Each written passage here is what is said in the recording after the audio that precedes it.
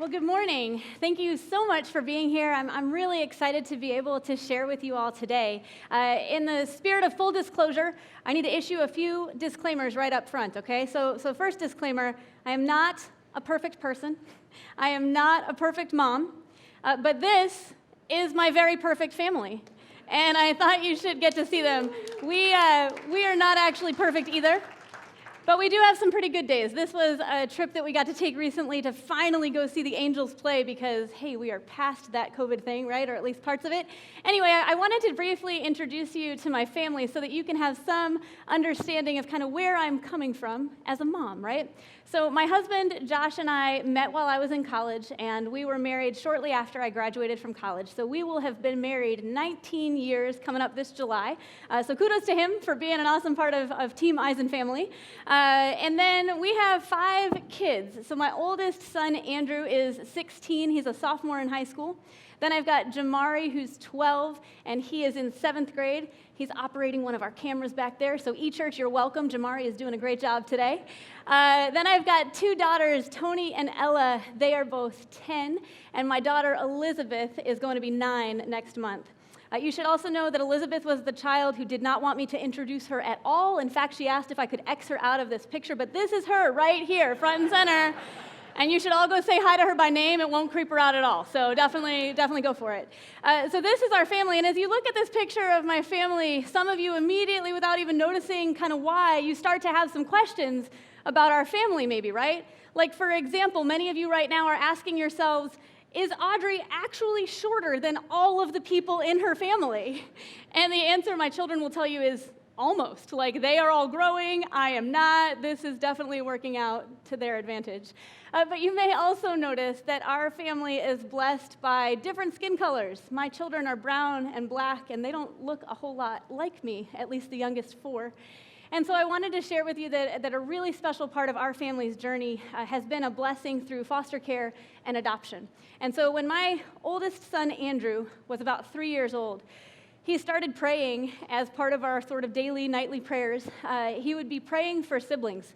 He was asking God to give him brothers and sisters. And I have to say that around that time, Mom and Dad's hearts were aligned in that direction as well. But more specifically, we started to ask kind of what would God maybe do with our family's openness toward adoption. And through just an awesome series of God in our lives, the door actually opened toward foster care. So my youngest kids, my youngest 4, all joined our family when they were babies, and we were able to eventually adopt them all as official Eisenbergs, each by the time they were around 3 years old. If you're familiar at all with a foster care process, you know that process takes time. And not only did we get to have relationships and a lasting Eisen family that was made in this really special way, but we also have been blessed by relationships with many of my kids' biological families. Even this morning, one of the very first text messages I got was from the mom of one of my daughters. And she does this every year, and I just am always overcome by emotion, honestly, at the grace that it takes to thank another mom, right, who's pouring into the life of one of these daughters in a way that's different than her own mom could do, but very much and no less very fully her mom, right? So I have this awesome privilege to be able to have these 5 kids, have this awesome husband, and we're not really going to talk a lot more about them today, but I kind of wanted you to have that context for who I am as a mom. These are my people, right? So what we are going to talk about today, I hope, is going to be an encouragement for you. Whether you are a mom, or you know moms, or you have a mom, right? That basically covers everybody. And as I was thinking about this lens of motherhood and what that's allowed me to receive and to learn from Jesus, I really hope and I think that some of the things I've learned could be helpful to any of you. And so that's my hope this morning, that we'll be able to talk a little bit about a mom dilemma, but hopefully have that feel like it applies to you all as well. So the dilemma we're going to talk about is one of expectations, right? As moms, I think one of the things that can sometimes feel pretty heavy to us are expectations. Expectations that others have of us, expectations maybe we have of ourselves, and how do we navigate that? The hope that I want to share with you today is that I think Jesus offers us some awesome ways to respond to those expectations. And perhaps they're different, his choices for us might be different than the ways we naturally would choose ourselves, right? So we're going to unpack that just a little bit. But before we do that, we're going to go ahead and have some fun because moms love fun, right, moms?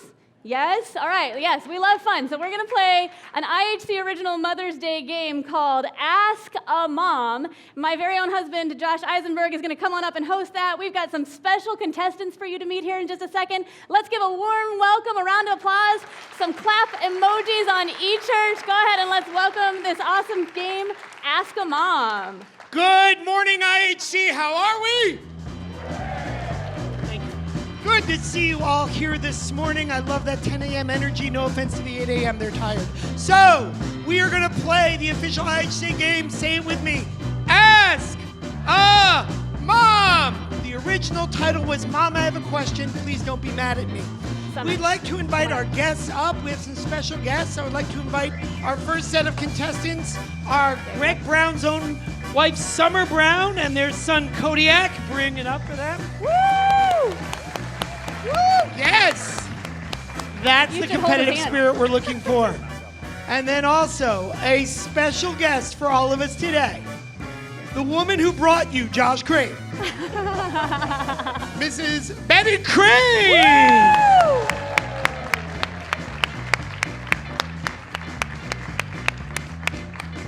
Now, some of you are like, what does this really look like? This is kind of the Tom Brady versus Pat Mahomes. Okay, that's what we got going here.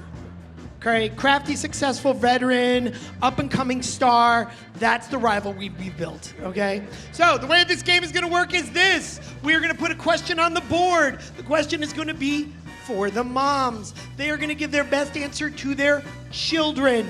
The children will then give us the answer. And then, because America loves judging mothers, that's no pressure. We're going to make you decide who gave the best answer. You can either disappoint a grandma or an 8-year-old. You decide. On you. All right, are we ready for our first question? How long after the expiration date can I eat salsa that has been left in the fridge? How long after the expiration date can I eat salsa that has been left in the fridge? Wait until there's white fuzzy stuff. That's when you throw it away. I will repeat that. Wait until there's white fuzzy stuff. And then you throw it away. Okay? Rebuttal? My mom says, don't eat it after the expiration date at all. No. Yeah. The expiration date is a deadline. It means it can kill you. All right. So, are we ready? Is it white fuzzy stuff? Is it? That's why they make expirations, fools. All right. So, point one, the Browns. Great job, everybody. Okay, so our next question. How do I get a grape juice stain out of a white carpet? How do I get a grape juice stain out of a white carpet? A follow-up question is, why do you have both in your house at the same time? Especially if you have children. Is this on you? All right. All right, we're going to let the Cranes go first this time because this is super sympathetic and adorable. All right. Josh. The exact answer was, well, you could try some club soda, and that's all I know. Okay, club soda, and that's all. Don't spill it, really. Okay. Kodiak. You're going to ask the really blessed quilters because they know everything. Oh, we're going to ask the So Blessed Quilters because they know everything. I feel like that was a ploy to bring in the audience, okay? So, here we go. Who goes for club soda? Who goes for So Blessed Quilters? Okay, I am so sorry, Quilters. It is club soda. We also would have accepted the answers burn the carpet or move. Okay. For our last round, Get excited for Mom Swap. Moms, swap chairs. So now, this is about the moms, by the way, for points, so we don't want moms thinking they can sabotage, like, giving bad advice. So this is about what the mom's advice is, all right? So the next question is, what are 4 things I should always keep in my pantry? What are 4 things I should always keep in my pantry?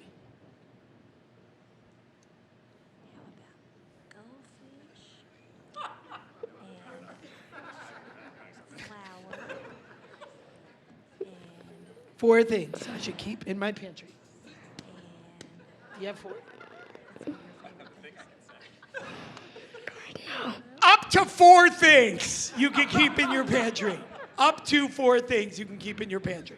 Okay? All right. Can you remember? Pull the mic down a little bit away from your mouth. Perfect. Now say the 4 things. Goldfish, flour, cookies, tuna. Goldfish, flour, cookies, and tuna. Okay. That pantry is amazing. All right. Josh, what do we got on behalf of Summer Brown? The exact quote was, "You better make up something really good, because I've got nothing." This could go either way. Let's be fair. All right. What do we got? We got Choose Your Own Adventure Pantry.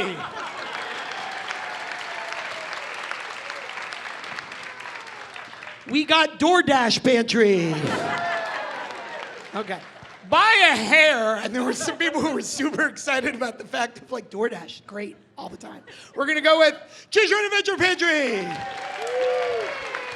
In a stunning comeback, let's give it up for Betty Crane. There are no winners here, though, except, well, there is, but not really, because they're both moms and they're great. We give them a home version of the game, but they already live it. So we want to thank you all for this week's Ask a Mom. Have a great day.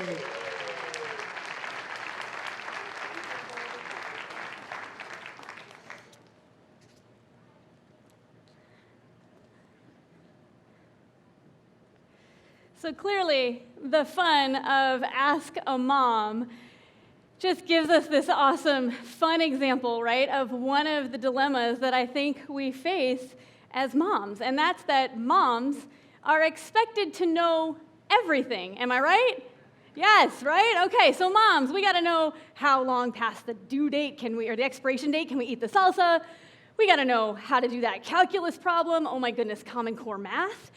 We've gotta know, where our children's shoes are at all times. I mean, can anyone hear me on that one, right? So moms are expected to know everything, and if you think about it, how many questions does a mom get asked in just the first hour of the day? Like just the first hour, right? It's what's for breakfast? Again, the famous where are my shoes? What should I wear today? What's the weather? Because you're clearly a meteorologist also, right? In your spare time, like what should I wear today? I don't know, it's gonna be 54 or 82. Like pick a choice, right? I think as moms, we are used to meeting this expectation of the constant stream of questions. But I find as I get older, and my kids get older, I don't get taller, but that's how that works. As I get older, I find that sometimes the questions that I'm asked are actually the questions I'm asking about the kinds of situations I'm trying to navigate as best I can for my family, right? These questions are more like, hey, should I let him go play with those friends? Like, are those good friends? Is this gonna be a good thing? Or, hey, how do I help my kid make a choice that I think is the right choice? But how do I make it their choice? Because I want them to grow and really understand and take responsibility for some things, right? Or even just thinking about major decisions that our kids face that, for them might feel major, but as a mom, again, trying to help our kids understand how to make those decisions wisely while navigating all sorts of uncertainties ourselves. I think the key thing here is moms are expected to know everything, but let's be honest, we don't, right? At the end of the day, we don't. And I think that's tricky because unexpected situations are always going to come and be part of our lives. Things that we're not prepared for, that we haven't experienced ourselves, like, man, isn't that kind of what it looks like to be a mom every day? I think it is. And I think that when our situation is uncertain, a lot of times we grab for control. And I don't mean that in a bad way. I just mean that if things are spinning out of control, like we want to meet those expectations, we want to try to share wisdom, we grab for control to try to keep in control when situations seem to be beyond our expertise or our experience. And so what are some things that we do when we don't have the answers, right? I put up a list here, and I would say that some of the things that we do can be really healthy and pretty productive, quite honestly. But I also think there are some things we do when we don't have the answers as people that can sort of be unhealthy or unproductive kinds of behaviors. So for example, when we don't have the answers, we as moms make it up. Does anybody ever make it up, moms? Like, yes, okay, on eChurch, yeah, you hear that too, right? If you're a mom who makes it up, raise your hand. Yes, but if you say it with the mom voice, it is clearly the right answer, regardless of what anybody else thinks, right? Okay, so we do that in my house all the time, and my husband looks at me like over the heads of our children from across the room and is like, really? Did you just tell them that? Are they going to believe that until they're 18? Like, yes, maybe they will. So sometimes we make it up. Other times I think we figure it out.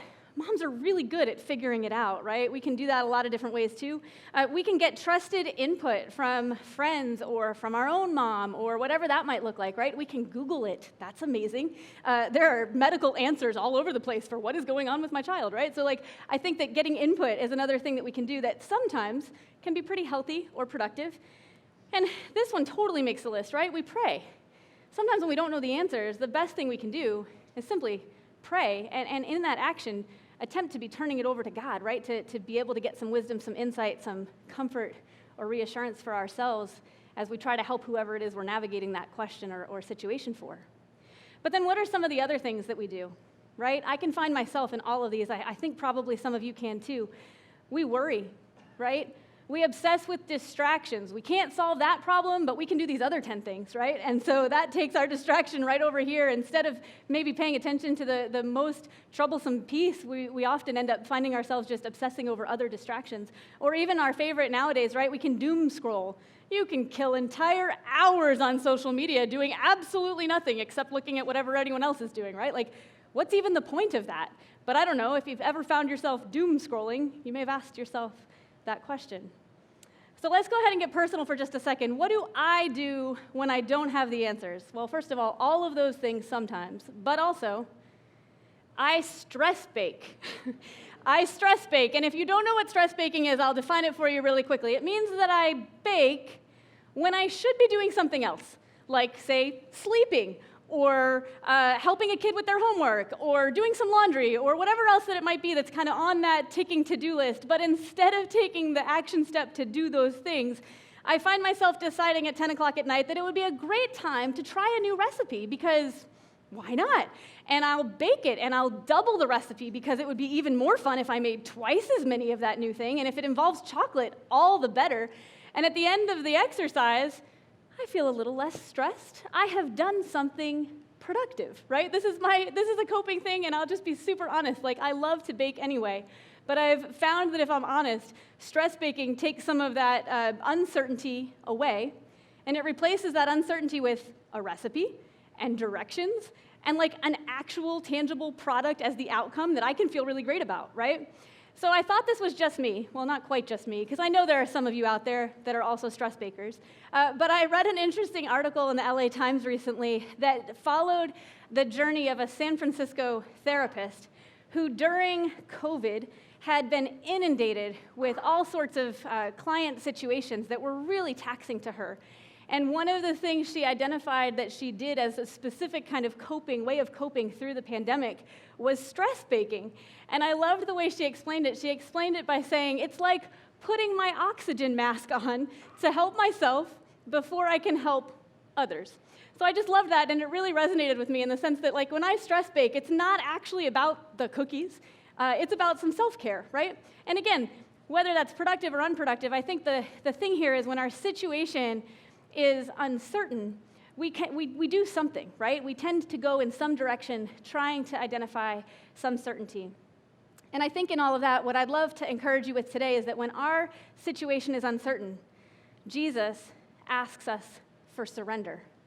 When our situation is uncertain, Jesus asks us for surrender. We're going to look at a passage from Matthew 11 where Jesus was teaching, specifically teaching people who were trying to still understand kind of who he was and what that really meant for them. And so he gets through this section of teaching where he's explaining his relationship with God and therefore his authority. And he comes out of that section, and the next thing he says is this familiar verse. He says, "Come to me, all you who are weary and burdened, and I will give you rest." Does that feel good to some of you? Okay, but if you're honest, does it stress some of you out? Is there anybody else that gets stressed out by that? I get a little stressed out by this because I am not a person who is very good at resting. I'm not very good at being patient or being still. When I was in college, I actually signed up to take a PE credit with a college yoga class, right? And the first class I went to, they told me that what I needed to do was to be very still and breathe through my feet. I about lost my mind. I was like, you've just got to be kidding me. Like, this is not for me. This is not my version of rest or relaxation. How in the world am I supposed to breathe through my feet? So I read a verse like this and I think like, oh, geez, Jesus, this is so hard. Like, how am I supposed to rest? Is that really what you want me to do? And I think yes is part of that answer. But also, this is the very next thing Jesus says. Take a look at this. He says, "Take my yoke upon you and learn from me, for I am gentle and humble in heart, and you will find rest for your souls. For my yoke is easy, and my burden is light." Here's what I notice when I read this verse. Jesus doesn't say, rest, stop everything, breathe through your feet. Jesus says, come to work with me. I'm going to do this with you, and we're going to do this together in a way that lets you depend on me. This is a picture of oxen actually yoked. And the image that Jesus is using here is this kind of an image. Oxen are yoked to work. They're attached together as a pair, as a team, to do what it is that they need to accomplish. And isn't that true of us in our relationship with Jesus? He invites us to be yoked to him, to be connected, to be inseparable with him in such a way that when we take his yoke upon us, we find rest for our souls, not because we've stopped doing everything, but because Jesus is with us in such a helpful kind of way. And I love that. I find that so encouraging. And when I think about, again, my own struggle toward wanting to take control when I face uncertainties, I can appreciate that when our situation is uncertain, Jesus asks for surrender. He asks us to choose to be yoked to him, to rely on him in such a freeing and rest-giving kind of way. I want to take a look then at another mom expectation. Not only do moms need to know all the things, moms are also expected to do all the things. Right, moms? Do we ever feel like we're expected to do all the things? I know that we do, and what this looks like for us is different, right? But moms are expected to do, to be, and to handle everything, right? Just a short list of those. We're supposed to be there for our kids, right? When it's their first time doing something, or when they're scared, when they're hurt, certainly when they're sick. What about when it's a big accomplishment? We want to be there to celebrate, right? We are totally supposed to be there for all of those special milestone moments of our children growing up, and we love to be there, but that's a lot of moments if you have 5 kids, or 1 or 2, or whatever you might have, right? That's a lot of moments to be there for. And we're supposed to be there for our spouse, right? Like, we have a marriage relationship to care about, and we're trying to be not just physically present, but like emotionally present with our spouse, right, as part of our team. We are supposed to be there, and then we're supposed to take people places. That's not even on the list, but let's be honest, we're taking people lots of places, right? It's soccer practice and ballet recitals, and it's my friend's house, and it's this after-school homework help group. Whatever it looks like for you, I am sure that if you are a mom, or you know moms, their list of the places they need to take people and be is a pretty long list. And then there's all the stuff that we're supposed to just handle, right? Like, as par for the course, moms. Generally speaking, a lot of us are the ones that keep the fridge filled, That's always a fun challenge, right? Or the pantry, those 4 items that we're supposed to have. So we got to keep the fridge and the pantry filled with something. We've got to pay the bills for our household, right? And do that real adulting stuff that requires us to be accountable. And special duty for moms, right? We need to know where everyone in the family's birth certificate is at all times, just in case you need that for the AYSO registration, or because your kid is going into 7th grade and somehow 6th grade, but now we have 7th grade and we need a birth certificate. Or maybe it's the DMV, because at the DMV, you definitely need everyone in your family's birth certificate, not even just the kids. I've definitely had this experience. So my point is, moms, we are expected to do and to be and to handle everything, to know where those birth certificates are. But we can't. We can't do everything. Can't be everywhere all of the time. We know this, right? And so how do we respond to that? Well, I think a lot of times when there's too much on our plate, our solution is time management, right? We think that instead of maybe getting something off the plate, if we could just schedule it, if we could just fit it in, we can make this work. And so I think as moms, a lot of times when there's too much on our plate, our solution is time management. And why is that?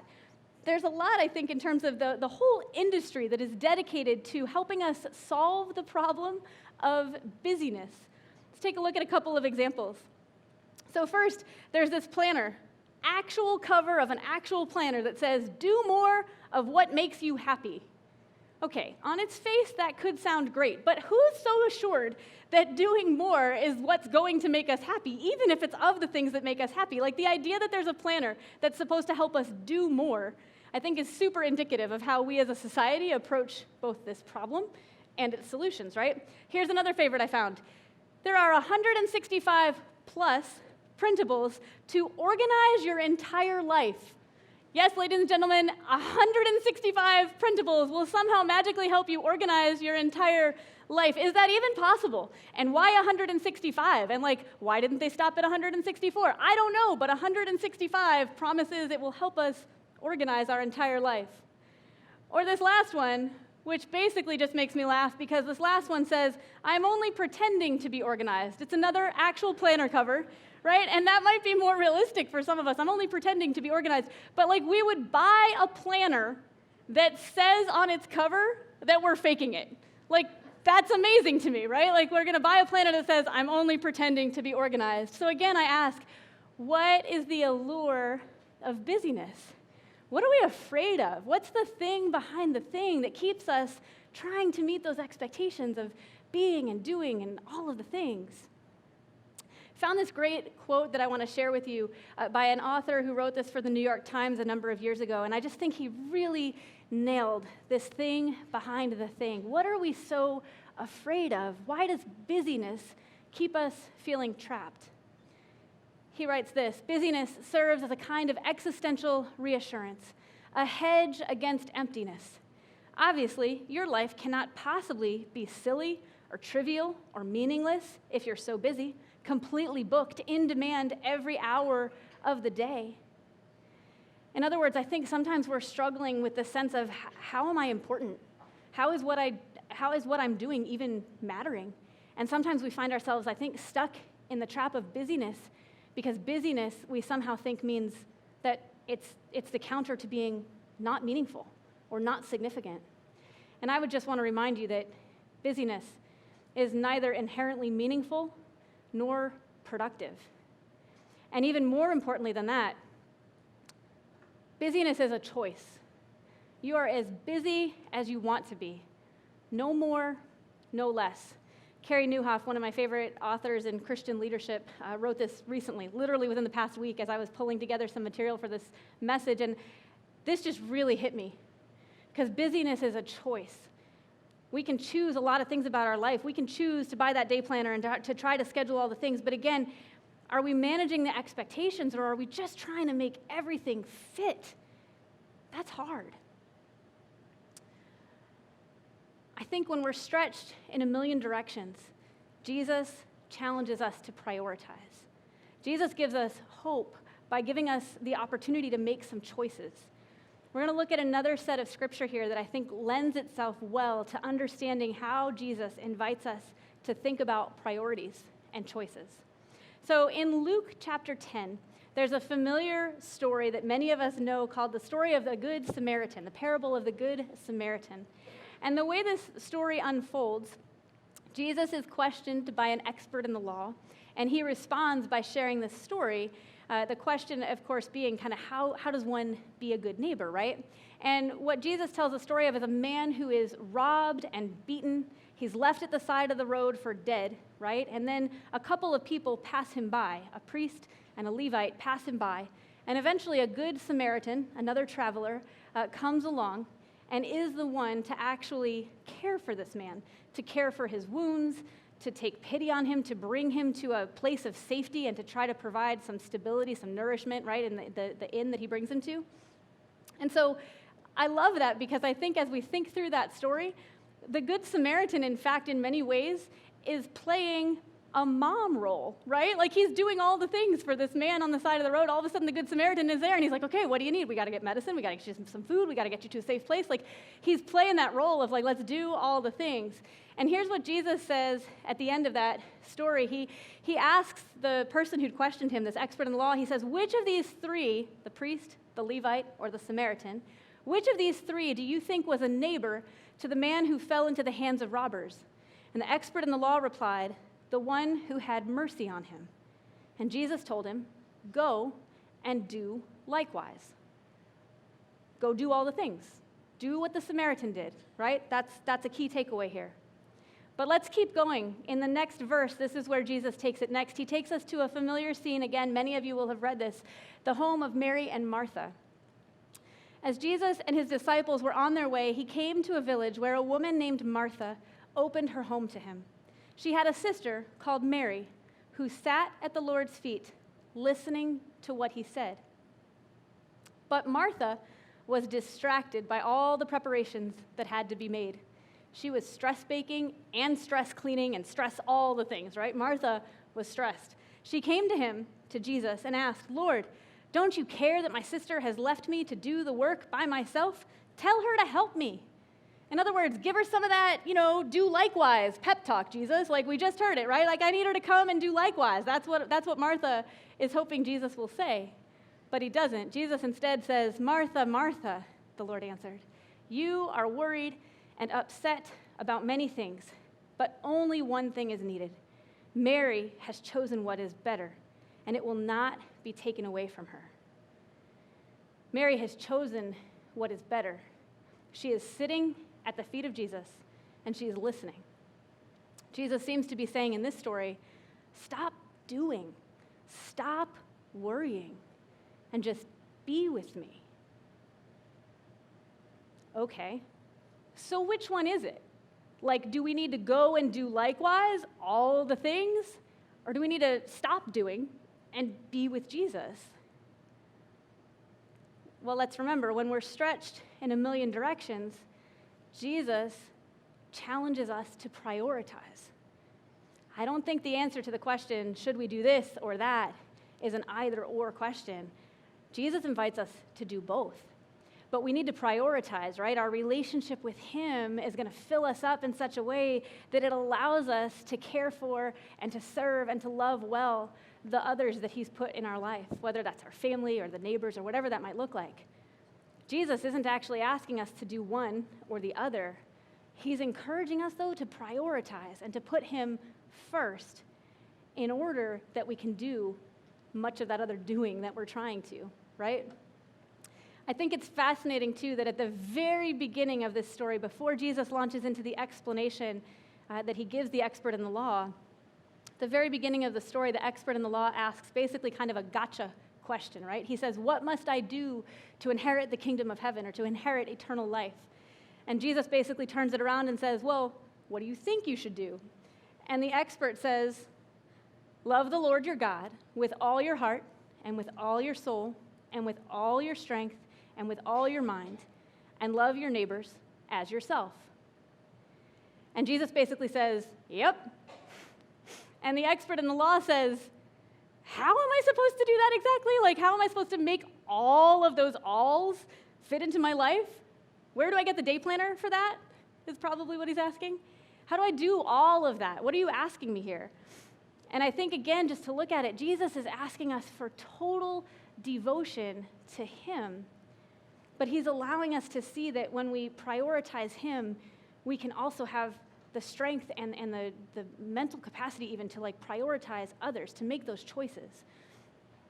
I think the reminder that Jesus gives to Martha is a reminder to us that our relationship with Jesus, first and foremost, is going to affect how well we can love others. I just think that's so important and so beautiful. In my life, I've had the opportunity to have a number of people who lived this kind of idea really well. My own mom and dad are certainly great examples to me in my life, but I wanted to share with you today about a really special person in my life named Mrs. Donaldson. Mrs. Donaldson was like an extra grandma to me growing up. And the way that our families are connected is kind of special too, so I got to share that piece of the story before I tell you a little bit more about how she loved so well.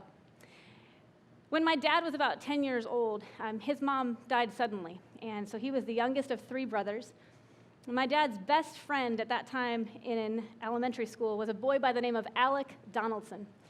Alec was the 3rd son of 5 sons that Mr. and Mrs. Donaldson were raising right down the street from where my dad grew up. My dad and Alec were best friends from 3rd grade all the way through high school. And the Donaldsons loved my dad in such a special way. He was almost like a 6th son. He came on family vacations. He was probably at their house way more than he was at his own. And he just felt, even into his adulthood, that Mr. and Mrs. Donaldson were like parents to him. They loved him so well, and especially at some times in his life when it would have been really easy to feel lonely. And Mrs. Donaldson then was kind of this grandma figure who came into my life at the time I was about 5 years old. They retired to Cape Cod, Massachusetts, not far from where my parents still live. And when I was a kid, growing up, family days on the Cape were just some of the best days that we ever shared, especially when Mrs. Donaldson was a part of those days. She would float with us in the water at the outer beach. She would take me to pick blackberries and then make blackberry jam. We would sneak ginormous scoops of chocolate sauce right out of the container from the fridge, which was awesome. I loved the time and the things that we got to do together. She was amazing at finding the most beautiful seashell on the beach. I don't even know how her eyes picked those up, but she would find that and she would share it with me. The other thing through those times together is that Mrs. Donaldson just listened. She listened. She cared and was interested in what I was doing. She wanted to know what I was learning in school. She wanted to know what I was learning in my ballet class, or could I play for her that new piano song, whatever that might look like. And as I got into college too, she was just always a really big fan. This is Mrs. Donaldson and me after my high school graduation. She was one of those extended family folks that came and was part of that celebration with me. And I show that picture because, again, this idea, she was just always a fan. When I went on to college and had to pick a major and then changed the major and needed to explain why, I mean, she always just cared and wanted to know. She was one of the first people excited to meet my future husband and to, sort of have him be part of me, part of my family.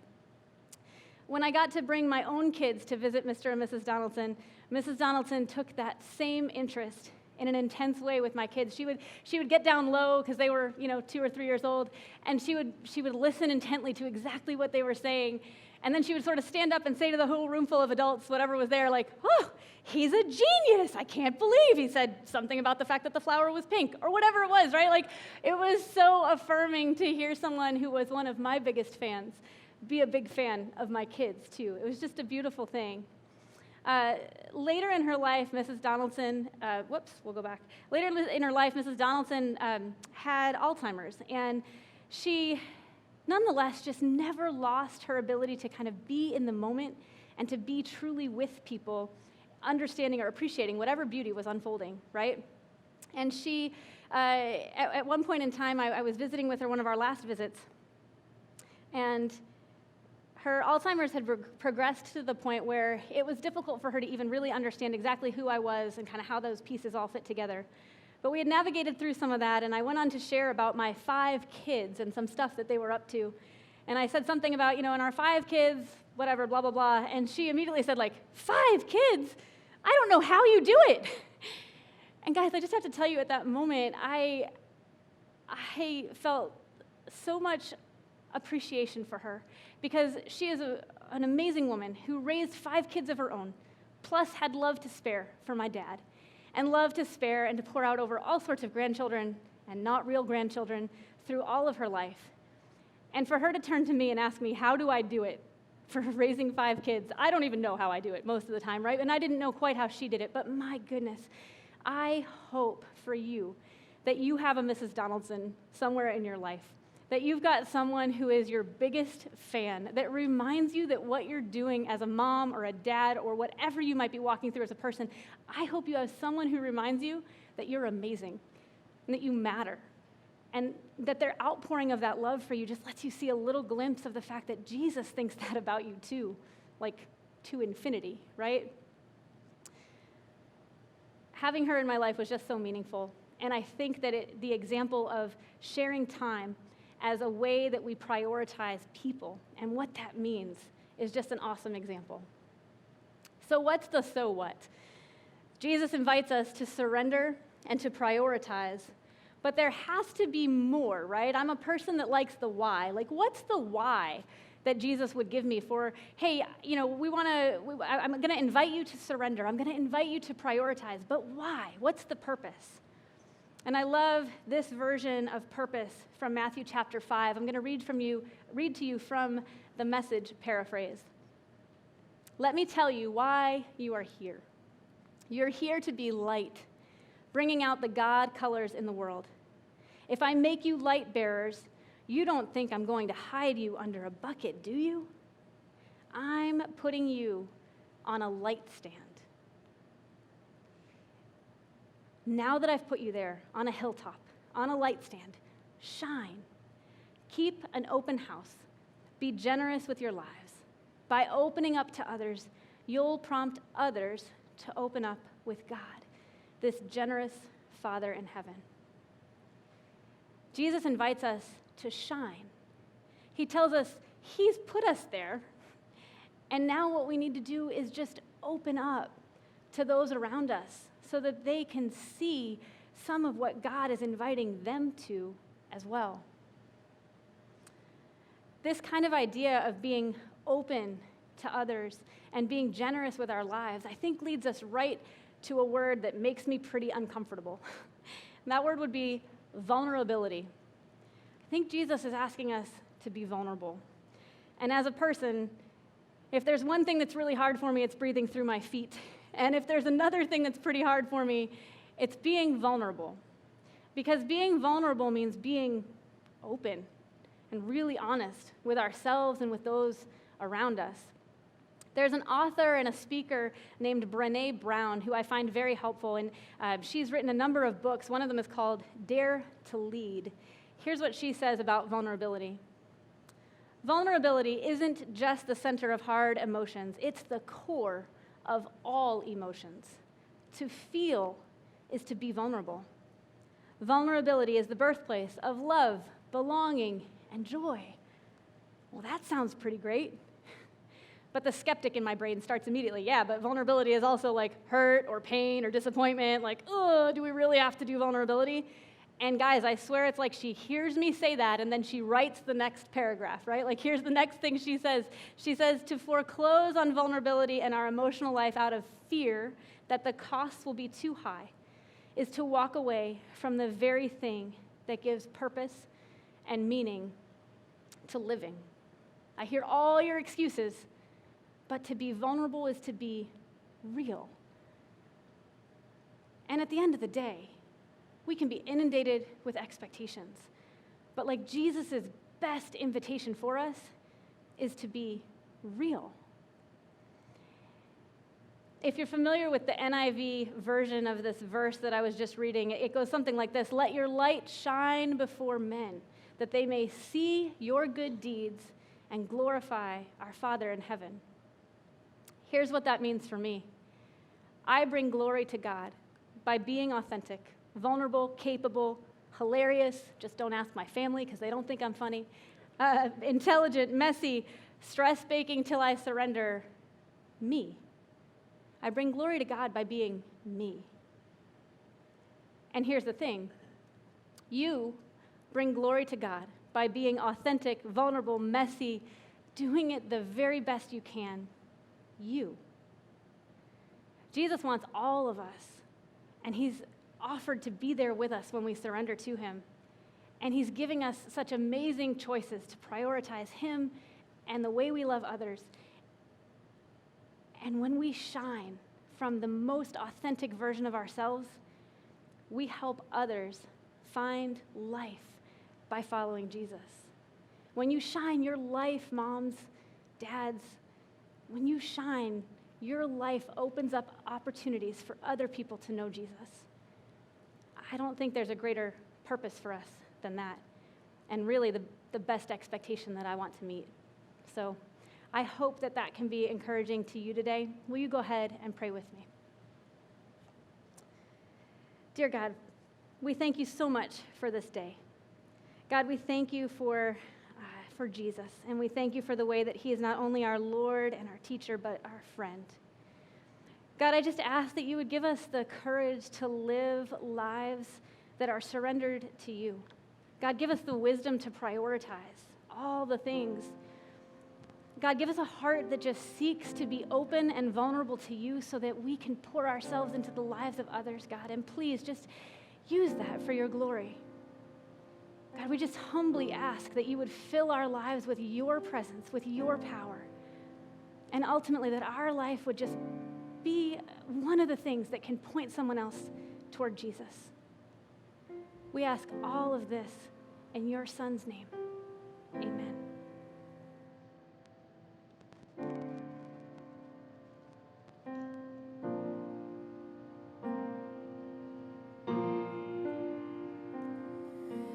I keep fighting voices in my mind that say I'm not enough.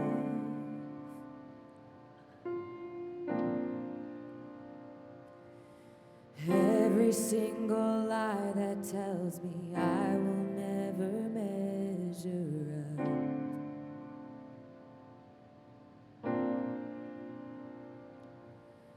Am I more than just the sum of every high and every low?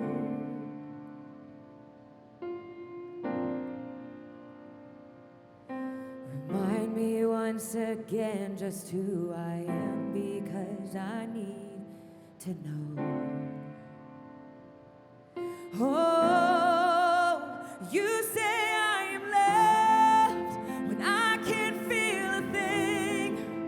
You say I am strong when I think I am weak.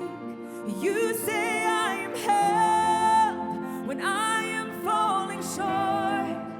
And when I don't belong, you say I am yours.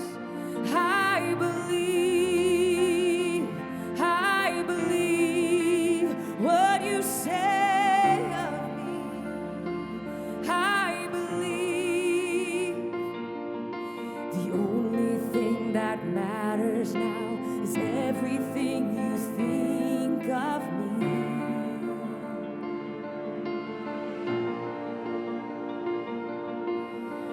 In you I find my worth, in you I find my identity.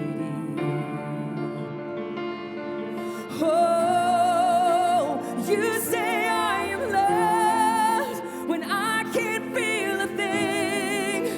You say I am strong when I think I am weak. You say I am held when I am falling short. And when I don't belong, you say I am yours.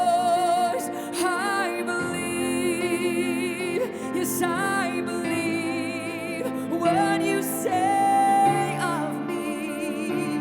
I believe.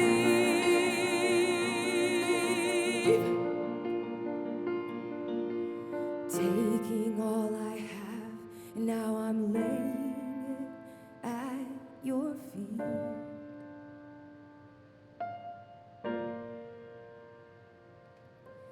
You'll have every failure, God. You'll have every victory.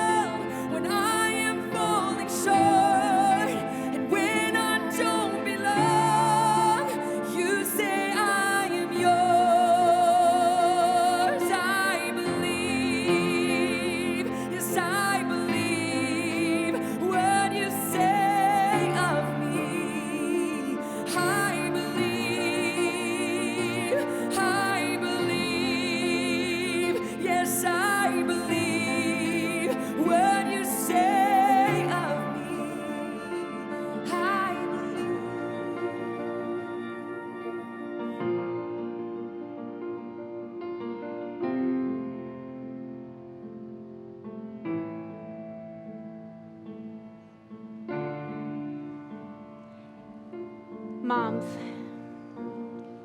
I hope you can hear a song like that and just believe what Jesus says about you. You are enough. You are strong. You are loved. You were made to shine. My hope for you is that you would go into this next week, whatever God has ahead for you, and that you would just shine. Moms, we've got a special gift for you to pick up on your way out that will help maybe remind you of that, or maybe just give you a space and time for some rest. But we would love for you to take one of those, or if you know a mom who could use some encouragement and could be reminded that she is made to shine, go ahead and take one of those gifts and please pass it on. We would love for you to be that encouragement in her life this week. We've got some extra special treats for everybody who loves donut holes out at the cappuccino cart, and we would love to see you after service. We also have an awesome team of volunteers. If you happen to be new around here, we'd love to meet you, and we've got a special gift for newcomers as well. That's going to be right at our welcome spot just outside the doors. We've got a prayer team who would love to pray with you before you leave today. They'll be right down here up front. So if you need prayer before you go, please let us do that with you. It would be our true pleasure. We hope you have a great week ahead, and we will see you next Sunday. Thanks.